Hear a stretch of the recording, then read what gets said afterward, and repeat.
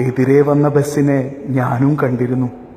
പക്ഷേ എനിക്ക് ബൈക്ക് പിടിച്ചു നിർത്താൻ കഴിഞ്ഞില്ല. എവിടെയും തട്ടില്ല എന്ന് എപ്പോഴും പറയാറുണ്ടേലും അന്നേരം എനിക്കൊന്നും ചെയ്യാൻ കഴിഞ്ഞില്ല. ഞാനിപ്പോ ഇവിടെയുണ്ട്.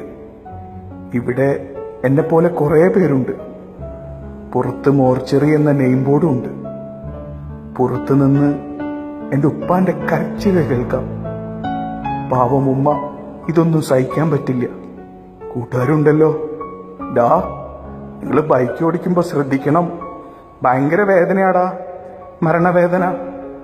എന്റെ ഉമ്മ, എന്റെ ഉപ്പ, പെങ്ങള്, അവളിനി ആരാ ബീച്ചിൽ കൊണ്ടുപോവാ? ഉപ്പ ഇന്നലെയും കൂടെ പറഞ്ഞതാ, എനിക്ക് വയസ്സായി, ഇനി നീയാണ് കുടുംബം നോക്കേണ്ടതെന്ന്. യാ അല്ലാ, എനിക്ക് ജീവിച്ച് കൊതി തീർന്നിട്ടില്ല. എന്റെ ഉമ്മ, എന്റെ ഉപ്പ, പെങ്ങള്, എല്ലാത്തിനും കൂടെ നിന്ന കൂടപ്പിറപ്പുകളായി മാറിയ കൂട്ടുകാർ, എന്നെ മാത്രം സ്നേഹിച്ച് കൂടെ ജീവിക്കാൻ സ്വപ്നം കണ്ട എന്റെ പെണ്ണ്. ഒരു പക്ഷെ ഞാൻ സ്പീഡ് കുറച്ചിരുന്നേ, എനിക്കൊന്ന് എഴുന്നേൽക്കണം, എന്റെ ചെങ്ങാതിമാരോട് പറയണം, ഡാ ശ്രദ്ധിച്ചോടിക്കണം, സ്പീഡ് കുറയ്ക്കണം, 5 മിനിറ്റ് സേവ് ചെയ്യാൻ കാണിക്കുന്ന പരാക്രമമുണ്ടല്ലോ, വേണ്ടടാ മരണവേദന, അതുണ്ടല്ലോ, ശ്രദ്ധിക്കണം. ആരൊക്കെയോ വരുന്നുണ്ട്, കയ്യിൽ ബ്ലേഡും കത്തിയൊക്കെ ഉണ്ട്. ഓ, എന്നെ കീറി മുറിക്കാൻ വന്നതാണ്.